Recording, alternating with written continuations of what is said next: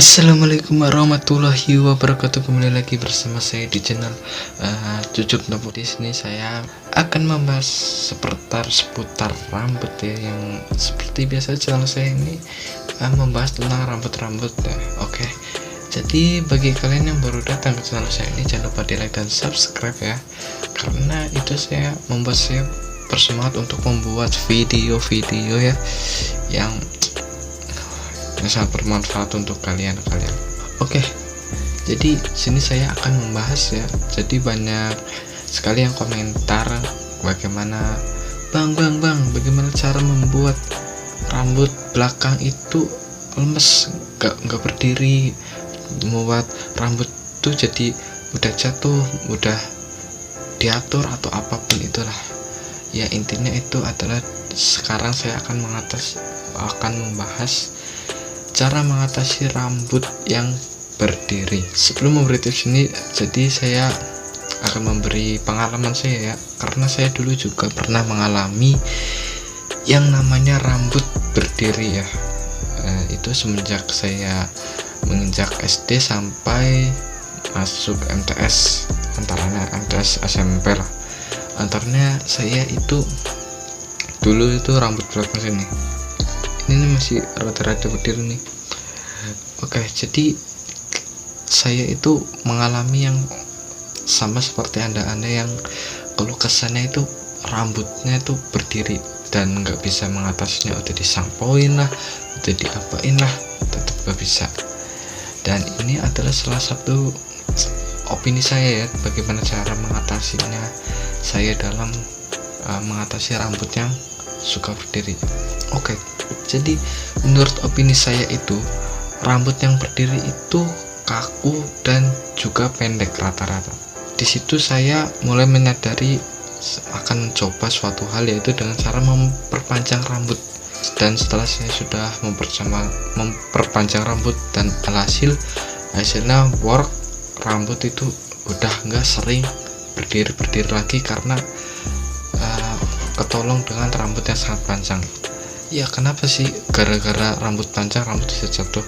Ya, karena rambut yang panjang itu lebih berat dan lebih jatuh, karena yang lebih berat itu juga lebih mudah jatuh dan mudah diatur atau apapun itu. Oke, itu jadi ada itu tips dari saya sendiri karena saya juga berpengalaman ya seperti anda. Dan selanjutnya itu adalah tips dari saya dengan mencari artikel-artikel atau blog dari platform YouTube, platform blog ataupun media sosial lainnya, dan saya mencari agar mengerti kebenarannya kepada anda dan tidak asal menge-share kepada anda yang nanti yang malah jadi hoax. Oke, jadi yang pertama itu adalah menghindari hairstyling ya, karena dengan sesering mungkin anda memakai hairstyling itu dapat juga mempercepat rambut anda rusak ya. Karena apa ya, hairstyling itu kan kayak membuat rambut secara instan, pingin apa yang kita inginkan, itu kan tidak baik. Itu secara ilmiah itu secara instan, dan secara instan itu apapun itu tidak baik ya, seperti makanan pun instan kan, dan itu juga tidak baik untuk pengaruh tubuh ya, karena itu juga terlalu sering itu pun tidak baik. Contoh-contoh hairstyling itu adalah catok, hair dryer, dan masih banyak lagi. Itu sungguh tidak direkomendasikan untuk digunakan setiap hari, karena itu juga dapat merusak rambut dan dapat rambut itu menjadi rusak dan sering berdiri, sulit diatur apapun itu. Oke, jadi mulai sekarang bagi anda yang sering menggunakan hairstyling, stop, karena itu sungguh tidak baik untuk rambut dan styling anda ya.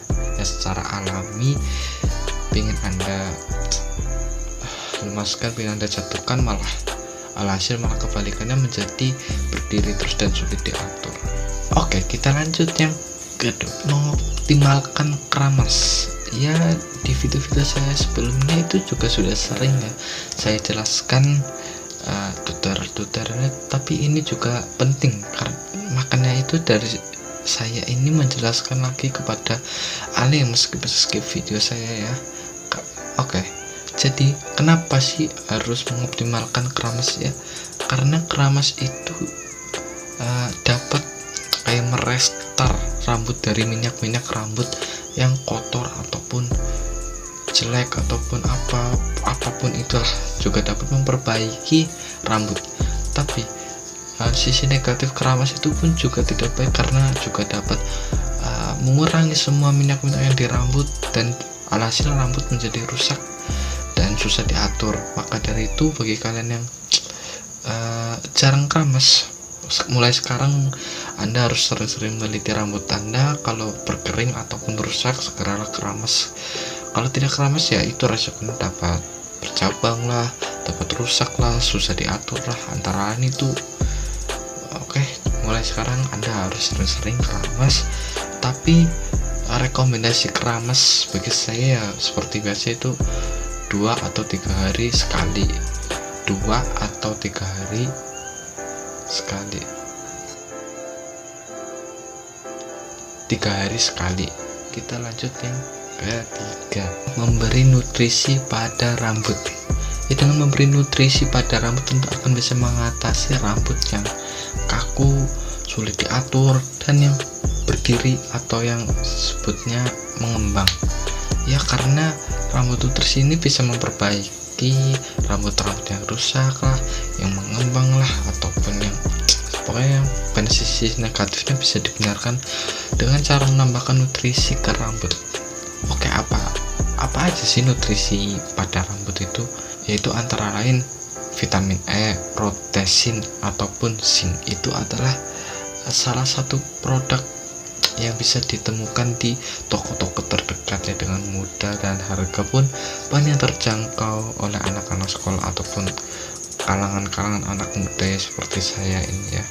Oke, kita lanjut yang keempat. Yang keempat adalah menggunakan pelembab rambut alami.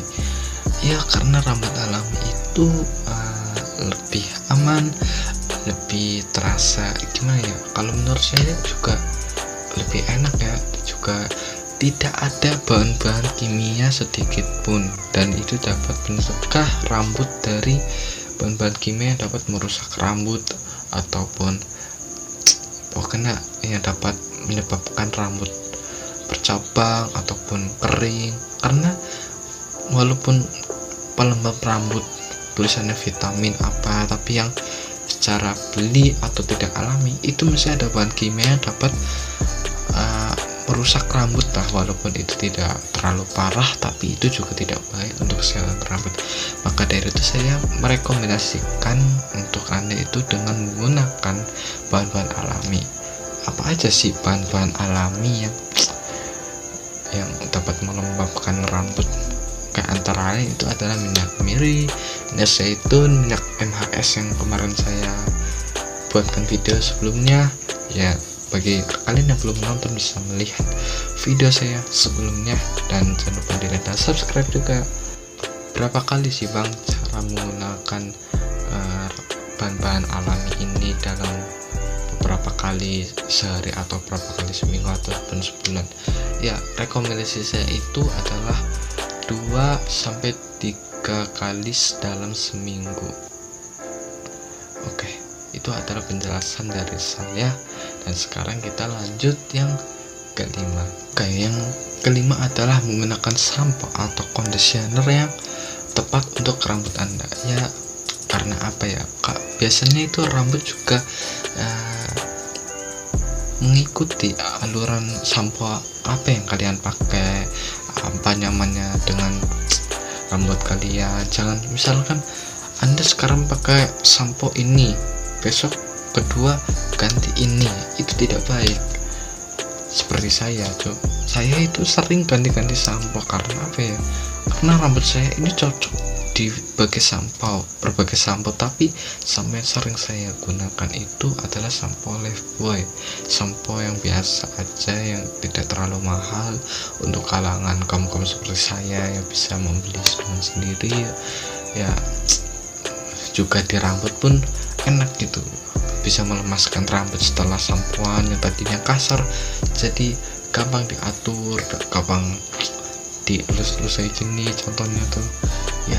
Ini banyak sisi positif dan negatif sampo-sampo yang ada di pasaran ya. juga tergantung bagi rambut kalian ya, senyamannya kalian, seenaknya kalian, ataupun kalian tidak cocok ya gantilah. Jangan misalnya tidak cocok terus ya kalian terus memaksakan memakai sampo ini gara-gara termotivasi oleh youtuber siapa karena rambutnya bagus, itu tidak baik. Jadi kayak ibaratkan kalian memilih baju tapi baju yang kalian itu tidak kalian suka gitu loh. Maka dari itu ya kalian harus memilih apa yang kalian suka, apa yang kalian pakai itu nyaman ya. Pokoknya seperti itulah inti dari tips yang kelima ini. Oke, segitu saja video dari saya.